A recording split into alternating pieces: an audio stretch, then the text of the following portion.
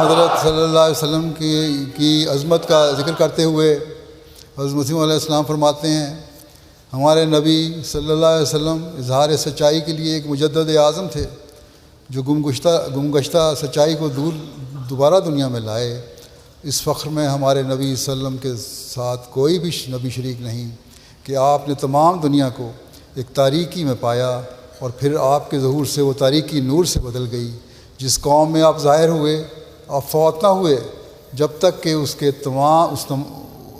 اس تمام قوم نے شرک کا چولا اتار کر توحید کا جامہ نہ پہن لیا، اور نہ صرف اس قدر بلکہ وہ لوگ اعلیٰ مراتب ایمان کو پہنچ گئے، اور وہ کام صدق اور وفا اور یقین کے ان سے ظاہر ہوئے کہ جس کی نظیر دنیا کے کسی حصے میں پائی نہیں جاتی۔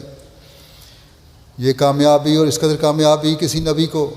بجز حضرت صلی اللہ علیہ وسلم کی نصیب نہیں ہوئی۔ یہی ایک بڑی دلیل حضرت صلی اللہ علیہ وسلم کی نبوت پر ہے کہ آپ ایک ایسے زمانے میں مبعوث ہوئے اور تشریف فرما ہوئے جب کہ زمانہ نہایت درجے کی ظلمت میں پڑا ہوا تھا اور طبعاً ایک عظیم الشان مسئلے کا خواستگار تھا،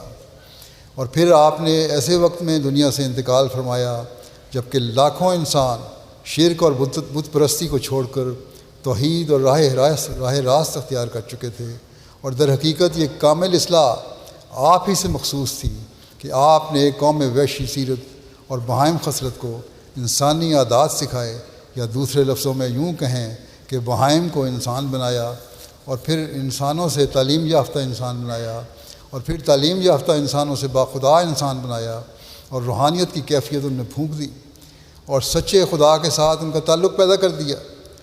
وہ خدا کی راہ میں بکریوں کی طرح ذبح کیے گئے اور چیونٹیوں کی طرح پیروں میں کچلے گئے، مگر ایمان کو ہاتھ نہ دیا، ایمان ضائع نہیں ہونے دیا، بلکہ ہر ایک مصیبت میں آگے قدم بڑھایا۔ پس بلا شبہ ہمارے نبی صلی اللہ علیہ وسلم روحانیت قائم کرنے کے لحاظ سے آدم ثانی تھے، بلکہ حقیقی آدم وہی تھے جن کے ذریعے اور طفیل سے تمام انسانی فضائل کمال کو پہنچے، اور تمام نیک قوتیں اپنے اپنے کام میں لگ گئیں، اور کوئی شاخ فطرت انسانی کی بے بار و بر نہ رہی، اور ختم نبوت آپ پر نہ صرف آپ پر زمانے کے تاخر کی وجہ سے ہوا بلکہ اس وجہ سے بھی ہوں کہ تمام کمالات نبوت آپ پر ختم ہو گئے، اور چونکہ صفات الہیہ کے مظہر عتم تھے اس لیے آپ کی شریعت صفات جلالیہ اور جمالیہ دونوں کی حامل تھی، اور آپ کے دو نام محمد اور احمد صلی اللہ علیہ وسلم اسی غرض سے ہیں، اور آپ کی نبوت عامہ میں کوئی حصہ بخل کا نہیں بلکہ وہ ابتدا سے تمام دنیا کے لیے ہے۔ اب ہمارے مخالفین بتائیں کہ کیا حضرت